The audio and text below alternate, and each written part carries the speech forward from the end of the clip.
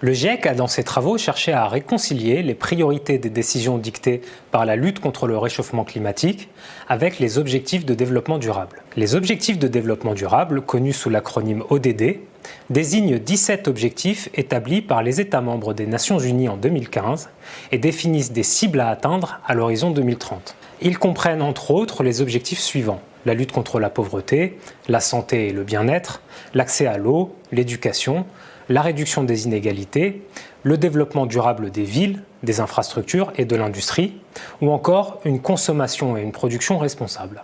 La transition énergétique va être difficile dans de nombreux contextes car elle implique l'abandon de modes de production et de consommation non durables qui ont prospéré pendant des décennies. C'est notamment le cas dans la production d'énergie ou la gestion des terres. La transition pose non seulement la question du rythme du changement, mais aussi de la portée de ce changement, c'est-à-dire de notre capacité à traiter en profondeur les facteurs sous-jacents de notre mode de développement actuel. Elle pose surtout la question de l'ampleur du changement, c'est-à-dire de notre capacité à créer un consensus en facilitant l'inclusion des parties prenantes dans l'élaboration et la prise de décision. Le GIEC introduit la notion de transition juste, qui est un concept désormais largement utilisé dans les instances internationales et dans la presse, pour faire converger la transition vers un monde net zéro et les objectifs de développement durable. De son point de vue, apporter une réponse au changement climatique tenant compte du caractère juste de la transition impose de mettre l'accent sur, premièrement, la protection des populations vulnérables aux effets du changement climatique et deuxièmement, la promotion d'un monde décarboné équitable. Une transition juste intègre ainsi des principes clés des ODD, comme la création d'emplois pérennes, l'équité dans l'accès à la consommation d'énergie, ainsi que le dialogue social et la consultation des parties prenantes, l'investissement responsable et la responsabilité sociale des entreprises. L'évolution vers des sociétés résilientes au changement climatique nécessite des changements profonds. Les pouvoirs publics doivent mobiliser des ressources économiques, mais également sociales et institutionnelles importantes pour y parvenir. Et que ce soit à l'échelle locale, nationale ou internationale. Ce que le développement durable met en évidence, c'est la nécessité de faire évoluer la gouvernance des organisations, les modes de prise de décision et les parcours de formation. Le GIEC pointe l'émergence de conflits potentiels dans la mobilisation des ressources et des financements ou la concurrence pour les terres qui auront pour effet de nous ralentir ou de réduire nos ambitions. Selon le groupe, l'inclusion des parties prenantes est censée renforcer l'adhésion à une transition énergétique durable.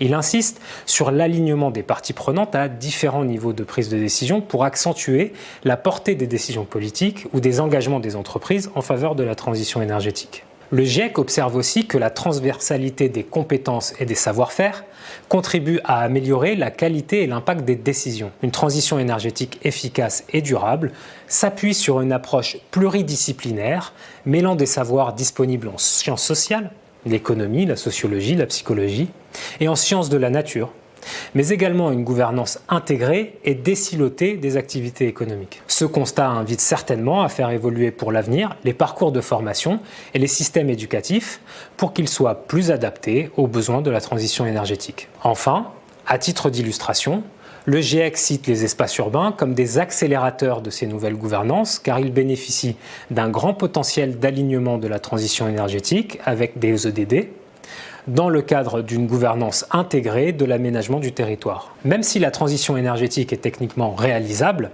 elle reste encore entravée par les décisions d'investissement qui ne sont pas durables. Les investissements dans des infrastructures de production d'énergie à partir de combustibles fossiles restent problématiques. Ces infrastructures vont rapidement se transformer en actifs échoués. Les actifs échoués sont des investissements qui sont réalisés, mais qui ne seront plus en mesure d'apporter un retour économique avant la fin de leur vie économique, à cause d'une évolution de marché ou de l'environnement réglementaire. Dans le contexte de la transition énergétique, les actifs de production d'énergie carbonée sont fortement exposés à ce risque de perte de valeur qui aura une conséquence économique et sociale sur l'emploi profonde. De plus, la promotion des énergies renouvelables dans certains secteurs industriels peut impliquer des investissements dans des infrastructures qui risquent de devenir des actifs échoués. C'est la raison pour laquelle les actifs échoués sont souvent considérés comme ayant un impact en cascade sur plusieurs autres secteurs, De la même manière, les investissements dans la digitalisation de l'économie pourront contribuer favorablement à la transition énergétique et aux ODD grâce aux nouveaux modèles de business qu'ils créent et à la diffusion rapide des idées innovantes. Mais attention ici aussi à trouver un bon équilibre car les émissions sont en très forte augmentation dans le secteur du numérique. Ce qu'il faut retenir. Premièrement, le GIEC introduit la notion de transition juste pour faire converger la transition vers un monde net zéro et les objectifs de développement durable des Nations Unies. Deuxièmement, l'évolution vers des sociétés résilientes au changement climatique nécessite des changements profonds. Les pouvoirs publics doivent mobiliser des ressources économiques, mais également sociales et institutionnelles importantes pour y parvenir. Troisièmement, ce que le développement durable met en évidence, c'est la nécessité de faire évoluer la gouvernance des organisations, les modes de prise de décision et les parcours de formation.